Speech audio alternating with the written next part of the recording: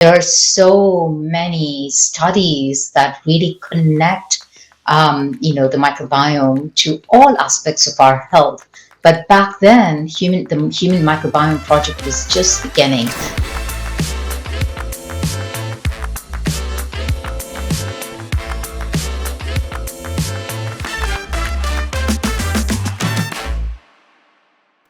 Hello, everybody. Welcome to the Trust Your Gut podcast.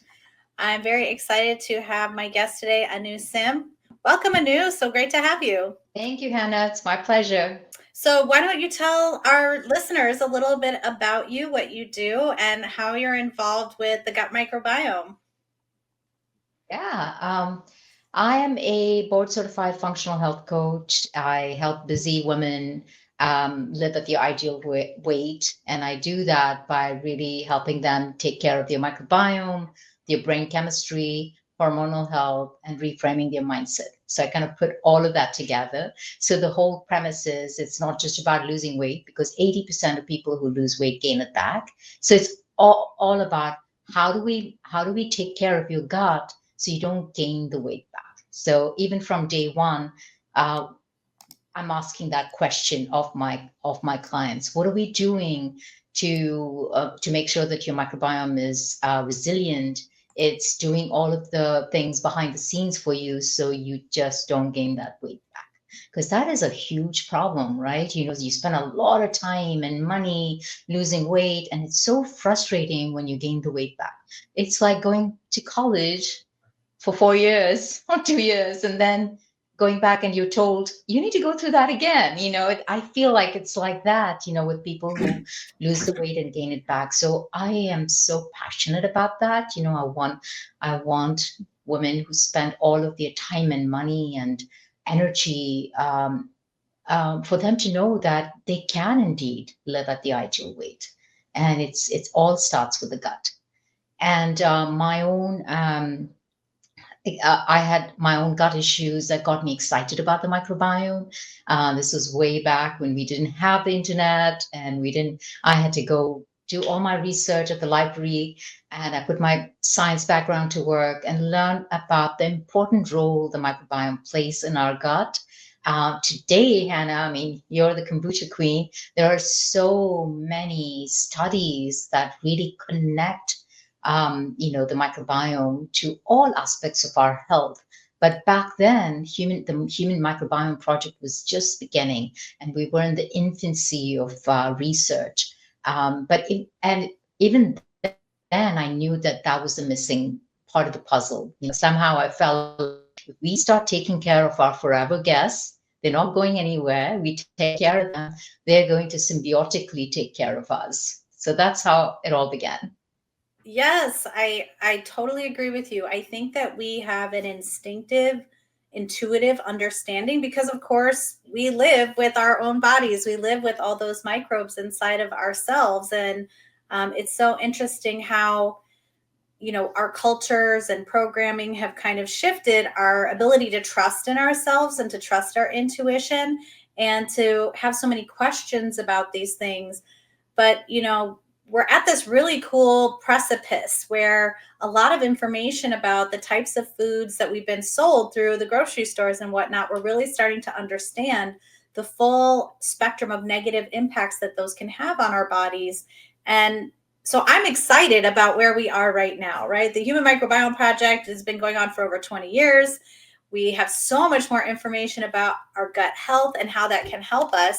And I think you're absolutely right. It's so frustrating when you get on that sort of yo yo where maybe you're able to maintain some weight loss, but then it comes back. And so it sounds like you have a very comprehensive way to help folks with this approach. So, you know, tell us a little bit about your personal journey. I know you said you went to the library and you researched stuff, you had gut problems. How did those manifest for you? And what led you to the gut microbiome besides that intuition of yours?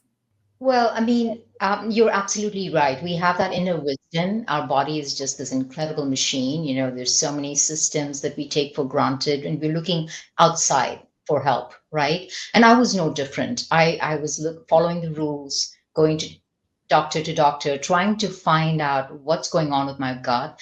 Why is it that I can't digest the foods that I could digest perfectly well? Before? So I didn't know the answer, and the doctors definitely didn't know the answer. We are talking about a time when there was no labels like SIBO or IBS or IBD. We didn't know all of that at that time, and they just kind of shrugged. They said, "You are perfectly normal. You're a healthy girl. A bit of bloating gas, not a big deal." I was not happy with that answer. I started thinking, God, there's something going on. I intuitively knew that something was off.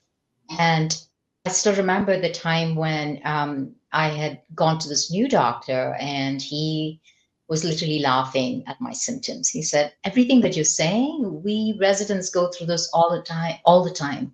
In other words, suck it up. It's not a big deal." And that didn't sit well with me. And that day, I remember just sobbing in the car, just really, really upset that I wasn't getting an answer. And I clearly heard my grandfather's voice. He was a physicist, a Renaissance man, and he'd always told me food is medicine. And I'd forgotten, Hannah, I'd completely forgotten in this kind of crazy life that we lead, constantly working and looking for outside for, that kind of credibility. So I said, no, this has to change. I think I need to figure out what's going on with me. And that's what led me to the library. That's what led me to this amazing world of microbes. And I started realizing, just looking at all of these different studies, that maybe that was the missing piece, that maybe I was lacking diversity because I was not eating how I did as a child.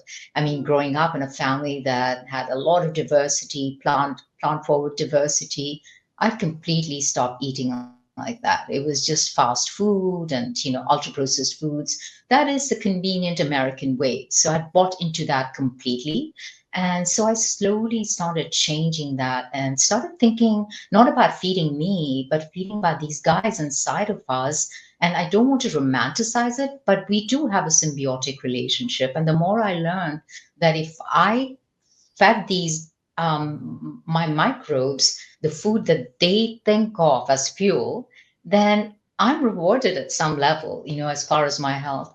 And that turned out to be true in my case, and slowly with adding these fiber rich foods and, fermented foods and things like that, my gut slowly started healing. I started feeling like myself again. And when I started feeling like myself again, I said, it's time for me to help others with this message. And like Maya Angelou says, when you heal, heal others. That's pretty much, that became my mantra. Convenience was what killed me, convenience. So I took the same mantra and I said, convenience leads to consistency. So now everything that I tell my clients is on weight loss journey or with gut issues. Let's come up with a good format for you so it is convenient, and you, the busy lady with work and all of that, you can still use this as a format to get that optimal wellness.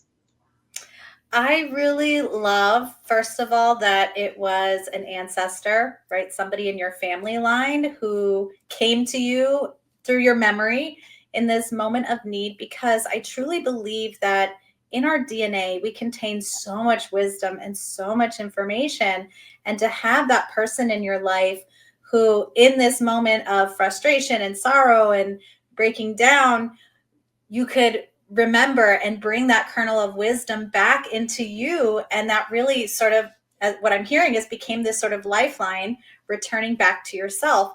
I also really love that you talk about feeding the microbes, because I always talk about this. I'm like, well, what are you eating for? Why do we eat? Right? Yes, of course, there's a pleasurable component and we need fuel, but what we're actually feeding are those microbes. And so thinking about what they need, not just what tastes good on our tongue. And that's really what Trust Your Gut is about. It's not about, oh, it's delicious and therefore I crave it. It's closing those feedback loops. How does my body feel when I put this into it?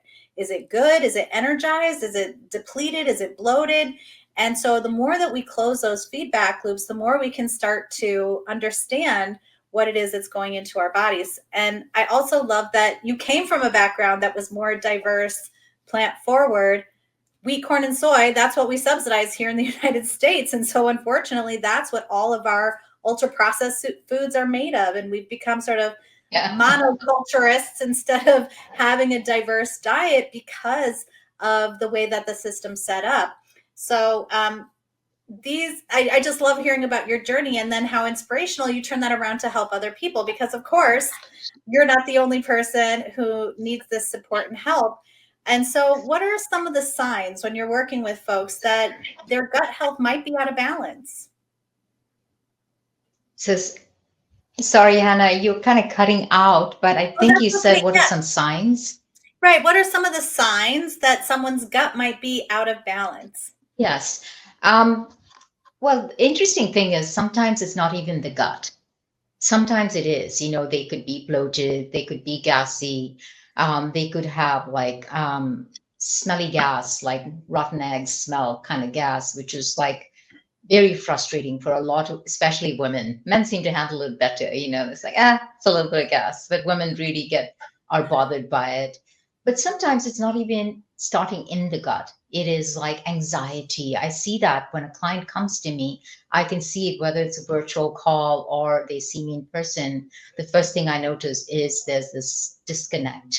There's a lot of anxiety, and it could be, and because the gut and the brain are so connected, and more than 90% of your happy hormone serotonin is made in your gut. I love saying that because every time I say it, I marvel at this amazing system that we've created, where we've given our microbes, handed that job of building this neurotransmitters in our gut, and the gut is sending a lot of messages via the vagus nerve to the brain. So it could be that that's the problem: anxiety. They're on SSRIs, or they're depressed. And when we start fixing the gut and nourishing it with the foods that the gut really needs to thrive, a lot of my clients will, with the help of the doctor, just get off SSRIs, get off medications. They get to the point where say, I really don't think this medication is needed anymore. And that's when I usually say, well, it's time to talk to your doctor and figure out if that is something you can wean off, because some of them are on such strong medications. You can't just willy-nilly say, I want to stop taking the medication. So you have to have a conversation with your doctor and try to, get off of it in a very, methodical way. Right. So that's one area that I see: gut brain connection. The immune system, definitely 70% of your immune system is in your gut, and your gut microbes are like the training ground for your immune system. They are constantly saying, hey, this is a friend, this is a foe, this is a neutral party, don't react to everything. And that is what we see today. There's such allergies, food allergies in our world, like in our country. People are reacting to everything. I mean, when I was growing up, I had never heard of peanut allergy or corn allergy, but why is it so much on the rise right now? And that's because of the oral intolerance. We're not eating enough diversity, so we don't have enough species going to bat for us. And there's a problem brewing. If your microbes are not there training your immune system, there's going to be trouble, right? So that's another thing I see. People with very compromised immune systems also have a compromised gut. So really, everything starts, like you said earlier, feeding the microbiome, feeding the gut, feeding it the foods that it wants, looks as fuel. And so when I'm imagining or envisioning a plate, I always tell my clients, there's a little bit of the macros for you. You choose the protein that you want and what makes you happy. The rest of the food, have an abundance of color and fiber and fermented foods and probiotic food, rich foods for your microbes. So that's pretty Yep. much how we I start helping my clients from day one, because you have to think about why people gain weight in the first place. Most of the people who are on restricted diets to lose weight, They'll say, "Oh, I don't want to eat this, and I don't want to gain weight." They're scared of carbs, as the carbs are the enemy. There's so many problems in how we look at food today. And when you restrict your diet so drastically, you're going to lose a lot of these species that are so incredible at producing so many things that we need. So what happens is there's an imbalance in the microbial ratio. So you may have more firmicutes, a type of bacteria that can has the potential to extract more energy from the same food. So you and your friend could be eating the exact same meal, but you end up extracting more energy from it because of the kind of ratio you have of microbes. That is incredible. I mean, just there, you start realizing how important it is to feed these microbes.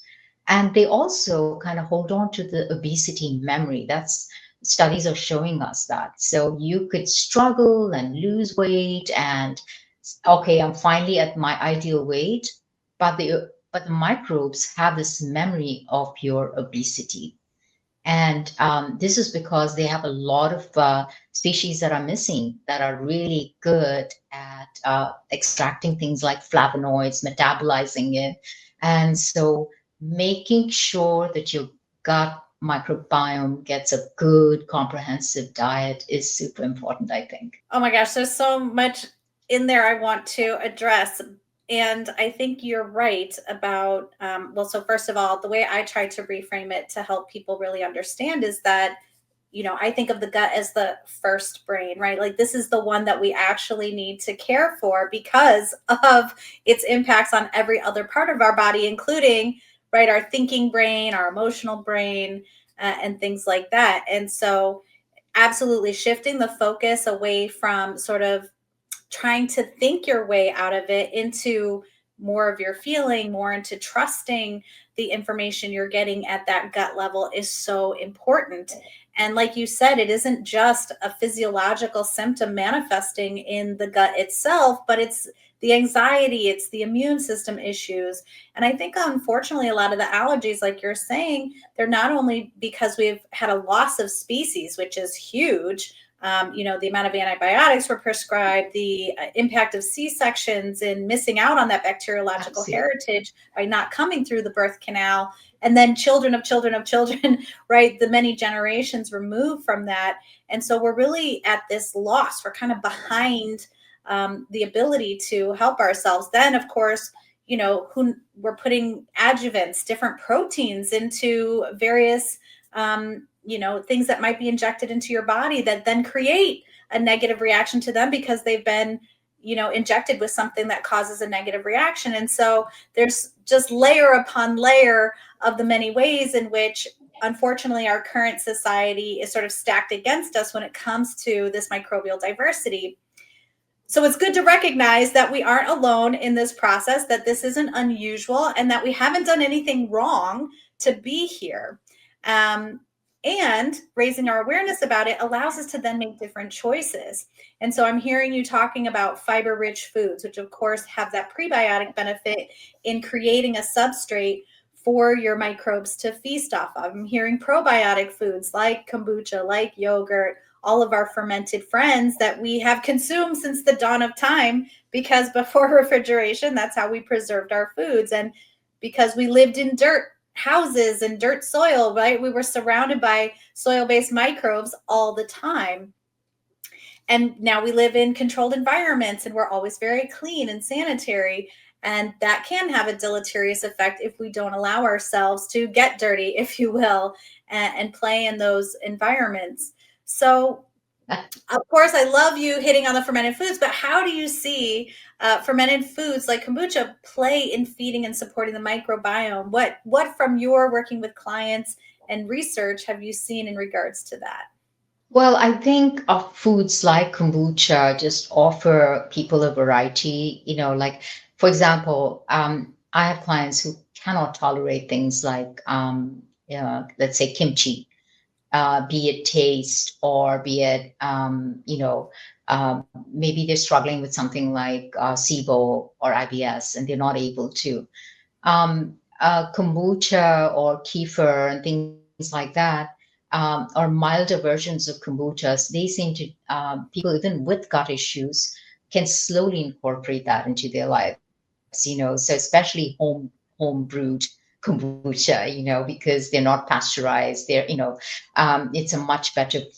So I am always all about progression, like I wouldn't start someone with gut issues on something heavily fermented because not everyone can handle it. The same thing goes with fiber, they can't eat a lot of fiber, but within time, they're able to handle foods like kefir and kombucha and kimchi and things like that.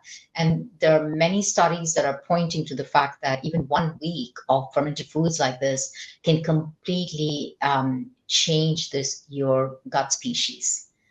Diet is your biggest needle mover. Granted, there are other things like sleep and stress that play a huge role, exercise that play a huge role in your microbial composition. But diet, from all the research that I've done, Hannah, for the past 3 years for the book, diet is the biggest needle mover. And if we can just slowly start shifting, making some changes with diet, huge difference. In fact, when I have people over now, I don't even offer anything that is, um, I know that I feel that no, I mean, I feel very strongly that people shouldn't be drinking. So there's none of the sodas and things like that. I always give them an option of, do you want water or kombucha? And most people will say, are used to kombucha now, and they'll say yes. And yeah, so it's about you are the five people you surround yourself with, and we all have we have a collective responsibility to, help people around us understand the importance of feeding these microbes because we're losing them as we speak. I mean, when you think about, groups like the Hadza, they had 1,500 species. I don't think I have in my practice seen anyone have more than like 145 max species. That's really sad. And the lowest I've seen is like 22. That's like a ticking time bomb. So many things that can go wrong here, because we have, evolutionarily speaking, handed over a lot of things to these microbes to do the work for us. For example, when they have the fuel that we really eat, like fibrous foods and things like that, they break it down, metabolize, and produce something called short chain fatty acids, as you know, especially butyrate, and that are doing so many things behind the scenes for us. Inflammation, blood sugar balance, immune system, keeping your gut barrier nice and strong. They're also great at producing vitamins, and we don't produce vitamins, we get it from our diet, but our microbes produce vitamins and minerals as well. And also things like B and K, vitamin B and K. And then neurotransmitters, they play a huge part in that. So I feel like we're at a place now that we cannot take this for granted. We cannot ignore it. We really have to start caring for them. Yeah, absolutely. And we evolved this way, right? There's a very beautiful reason why this is the way that our bodies function. And it has to do with, of course, what were the foods available to us. And then fermentation is essentially a form of digestion that's taking place outside of the body. And so by breaking it down into those smaller pieces, creating those metabolites, extracting more of that nutritional value, then when you go to put it in your system, of course, it's going to be a lot easier for the microbes living inside your body to consume the foods that have already been broken down by microbes outside of your body. And so fermentation is this way of helping you Absolutely. to Yeah. eat those foods. Now, we did have a question from someone. They were asking if you have any advice for those who are losing weight rapidly. I don't know what the circumstances are, but obviously, most of the time we're talking, especially here in the United States, we're talking about losing weight. But for some folks, maybe they've lost too much weight or they need to gain weight. Is this something you see that's also related to the gut microbiome and the diversity there? Yes. And I don't know. There are certain people with gut issues who they are not able, they're malabsorbing. They're not absorbing enough of the nutrients from the food. And that could be the underlying reason for the weight loss. I see that with especially people with SIBO or IBS. Sometimes they're not able to eat right. They avoid a lot of foods. They're mono eating. And they start losing weight, and so they're really nutrient deficient, and when you are not eating enough diversity, when there's not enough diversity, I mean, with SIBO, a lot of things are happening in the small intestine, right? It's not in the colon. But if you don't enrich your colon with all of the nutrients, because we as humans, we can't really digest the fiber. We've kind Right. of just handed it over to our microbes. Say, hey, you do that work. So we are just really kind of mono eating, not eating enough beans and lentils and lots of different kinds of vegetables and fermented foods. They are starving. And when they are starving, they're not producing enough metabolites that are really helping us. So it's kind of a vicious cycle. So, but I really, having had gut issues myself, I feel for people who are struggling with that. And I was also super skinny because I went through the same thing. But I want to tell our listeners there's hope. You can, your gut microbiome is very resilient, folks. You start making small little changes. It's incredible how things change. So I think it is important for the listener to understand what is a healthy microbiome. A healthy microbiome is a resilient microbiome. And how do you grow a resilient microbiome? You want to be sure that you have species richness. You want different species doing some incredible work for you, and you want species evenness. And you probably see this even with your kombucha the kits, right? We don't want one species to overtake. So we really want that species evenness and species richness. And that constitutes a healthy microbiome or a resilient microbiome.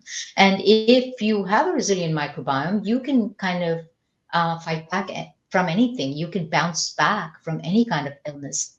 Let's say you go to Mexico and you catch a bug.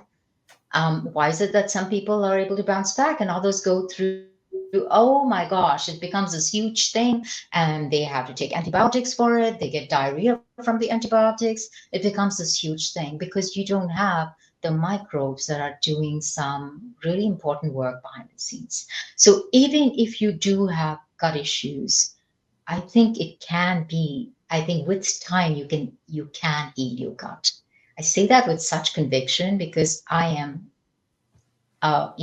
did that, and a lot of my clients have recovered from SIBO, and once they recover from a gut illness, it is all about how do I go from low FODMAP foods and graduate from that to medium FODMAP foods and finally to high FODMAP foods, because that's where the diversity is. The more diverse your diet is, the more you're offering your guests. Absolutely. Well, and that's diversity is the key. And I think we get the answers from nature. If we look out our door, we don't see one type of tree or one type of bird. We always see everything living diversely in an ecosystem. And we've talked about some of the ways why in our modern lifestyle we lose some of that diversity. So we've been talking very specifically about foods and fermented foods and fiber and different things we can add.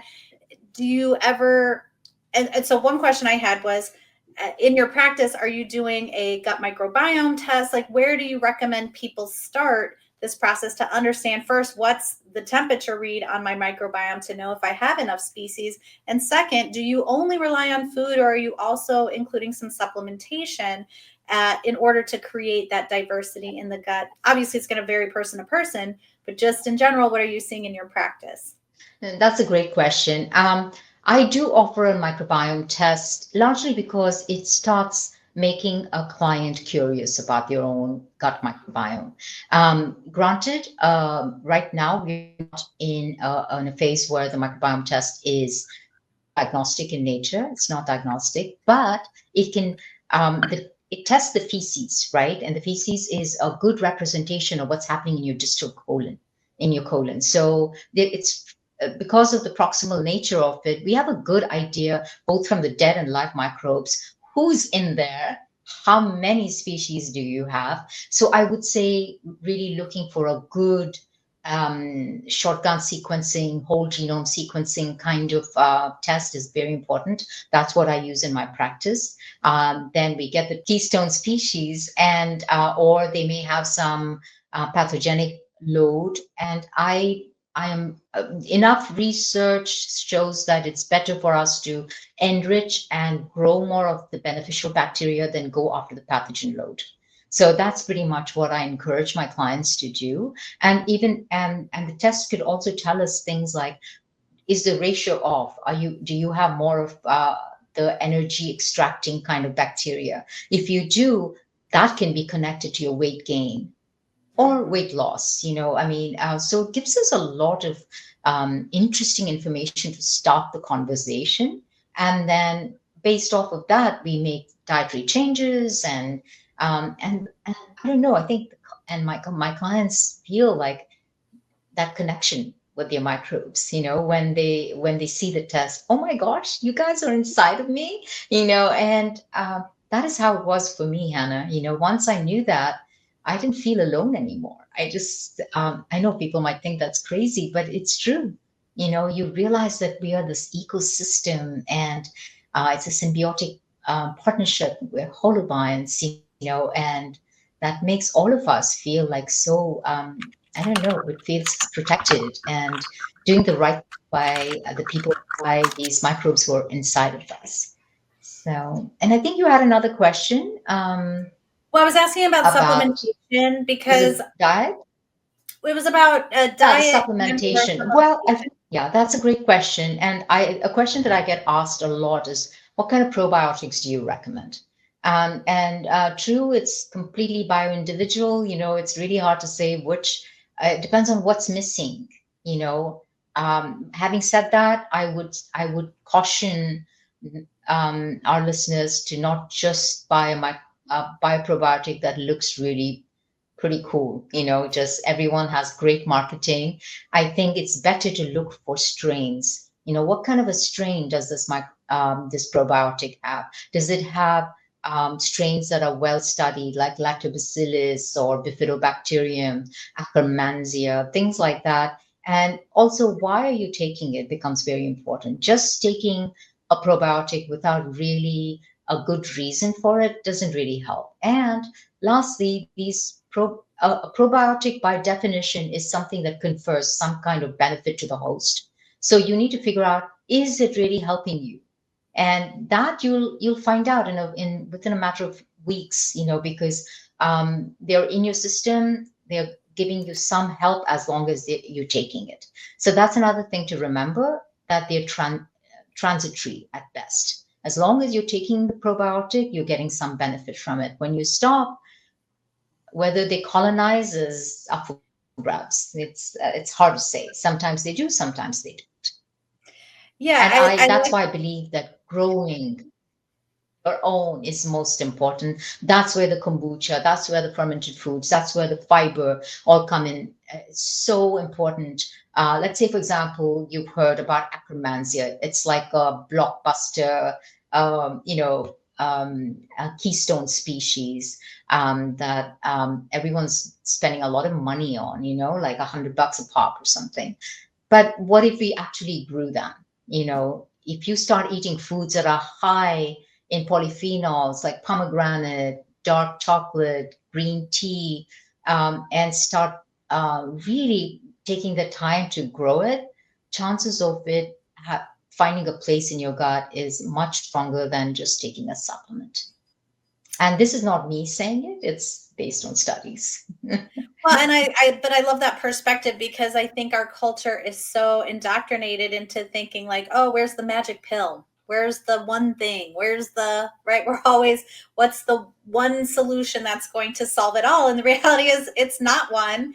It takes time, effort, and a real desire. Do you want to live? Do you want to have a life where you have energy, where you aren't always dealing with symptoms, where you don't feel like you're in conflict with your body? Rather, you've made peace with your body, because your body really is your friend. I mean, this is our living spaceship, if you will, that we propel ourselves through, planet Earth in. And it's really sad to me how much conflict has been created with our own bodies as a result of over medicalization, like you were talking about before. There's a push to over prescribe medicine. There's a push to normalize, oh, well, I take, 5, 10, 20, 30 different pills a day. And that's normal. That's not normal, right? What's normal is not having to take any pills at all, maybe except on a rare occasion.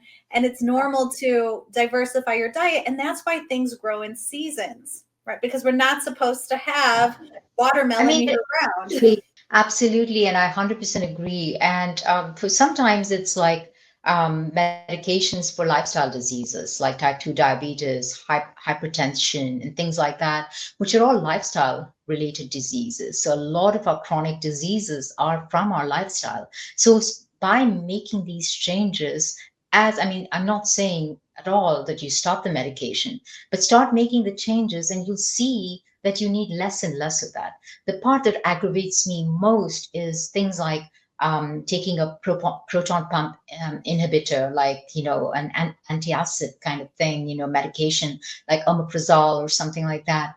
And some of my clients have been on it for eons, just ages. And when I ask them, how long have you been taking it? They don't even remember. Like, oh, like forever. Oh, did the doctor have a conversation with you to try and maybe wean you off of it? Do you really need it? I mean, it's in the system and they keep taking it. And things like that, like proton pump inhibitors, antibiotics, they all have, um, they can destroy the microbiome. You could have like that increase of pathogenic load. And so it's really important to pay attention and not give your power away to anybody. Do the research. You are living in a world now where there's incredible research available. And so we can use that research to empower ourselves. So we go on to with those questions to the doctor and say, hey, I know something about this. I want this. And there's a better chance of you getting some answers from your doctor when you go empowered, like this is what I want my life to be. And Hannah, you were spot on when you said about health. um, I think one of the questions I ask my clients is, if you're 50, how do you envision yourself when you're 60 or 70? What do you want for yourself?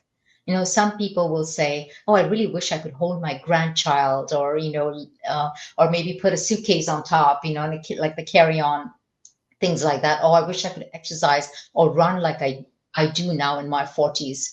And that's the image that we need to hold on to. That is more important than this crazy thing for longevity, to live to be 100. What is the point living to be 100 if you're not a healthy 100?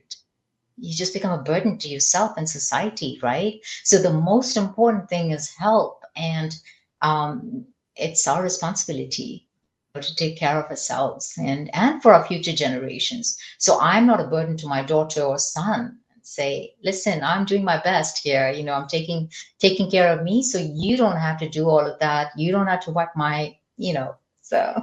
Well, more than that, you don't have to pay my medical debt,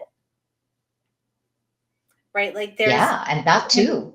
right, Yeah. like that can be a fear for another family member. Is not only am I afraid for your health and for your Oh, life and your well-being, but it also then creates this negative financial impact. And so, there's so many reasons to say yes to this. And what I love about this time right now in history is just that we have functional diagnostic doctors, that this whole field has emerged because of what's been missing in traditional healthcare in the United States for the last 150 years. We used to be a country that valued homeopathy and herbalism, and we understood traditional medicine like what we see in Ayurveda or Chinese medicine, or literally every culture on the planet has had a relationship to plants and food and the way we do things. And we lost so much of that.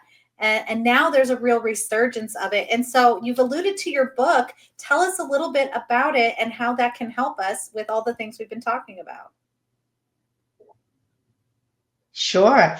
Yeah, and to answer your, about this wisdom from different kinds of alternative medicines, it's interesting. I've been on many podcasts now to talk about my book, and that's a question that I get asked a lot, about wisdom from other types of medicine. And that tells me right there that everyone's looking for like a more holistic approach to health, right? When we talk about food, for example, in Eastern medicine, food is not just the thing that you put in your mouth. Food is everything, thoughts, perceptions, all of that constitute as food. And when you eat it, how you eat it, what you eat, all are equally important.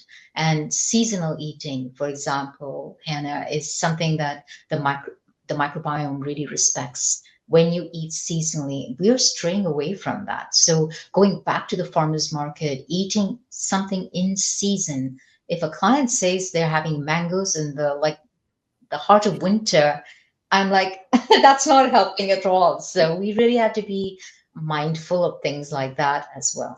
So going back to the question about my book, it's called Flourish from Within.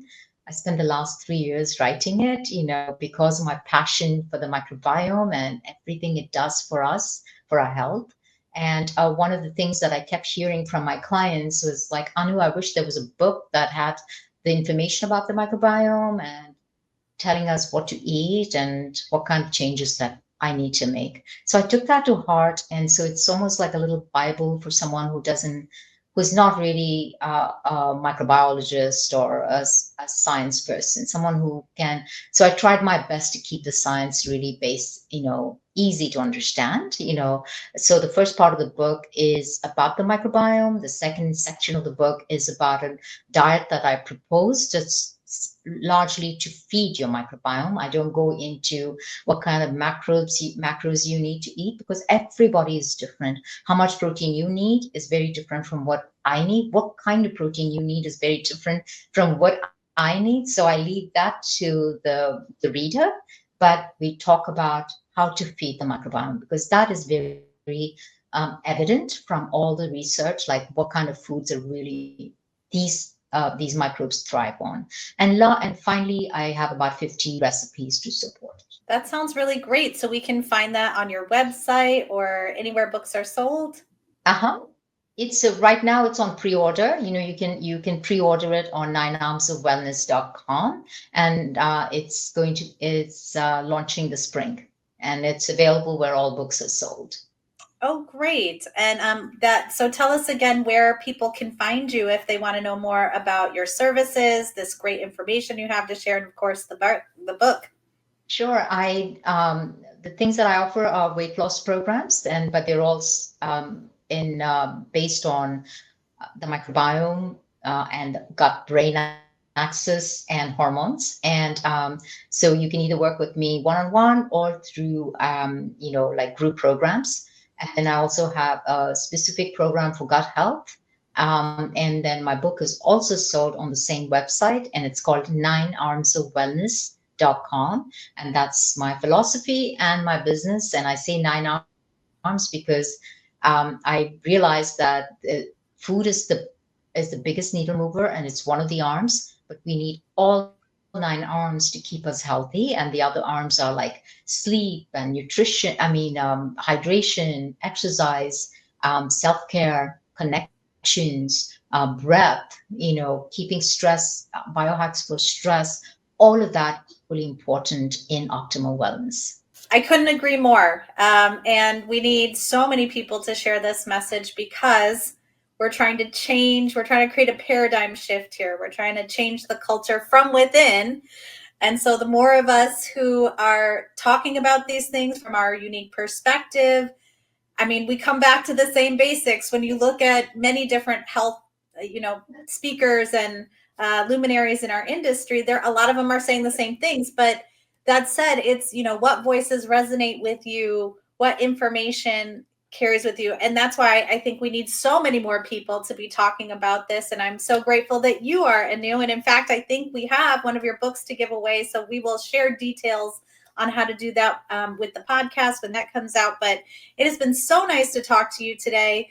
if there was anything else you wanted to share with folks Anna. before we go, please let us know now. No, I just want to say your microbiome is very resilient. And I think having that, just tapping into your inner wisdom and having that faith that you are indeed going to be well and whole is something that all of us need to always remember, and not give that power to anyone, because I see that a lot in allopathic medicine where you're given like a death sentence, this is not, that doesn't sit well with me. And this is something I try to reach out to as many people and say, have the faith, have the hope, and really go inward, to find answers. Because when you sit with yourself, things are going to, you're going to have the clarity like I did in that moment in that car, where my grandfather was speaking to me. That is when everything, I had such clarity around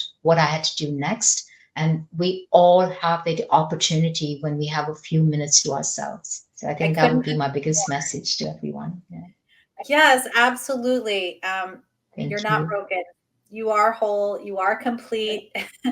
um, and we forget that. And so I love that message. I love us returning to your grandfather, and what a blessing you are to honor him in the work that you do and how you're teaching others, including the next generation that's coming up. And, that's all we want to do, is to be able to bring forth those good teachings and philosophies that are that thread in our DNA that is what allows our species to continue to be here and to proliferate despite Yes. all of our better living through chemistry that has caused us so many problems and And the so many work benefits. you know, but the work you do through the kombucha awareness is something so incredible, because our microbes and our microbiome is an think of it as a family heirloom that you're passing on to the next generation. My daughter-in-law is pregnant, and this is something I tell her all the time, that this is the best thing you can give your little one, just really eat all the right kinds of foods, so your breast milk is rich and you can help your child live the best life. Because 0 to 3 years is when the child's microbiome is being shaped. So we do have a responsibility towards the next generation. Absolutely. And how lovely that here you've put so many great things into a book so anybody can access this information and wisdom and have hope and find a place to start. So thank you so much for being here today. Really appreciated you joining us on the Trust Your Gut podcast. Anna, thank you so much.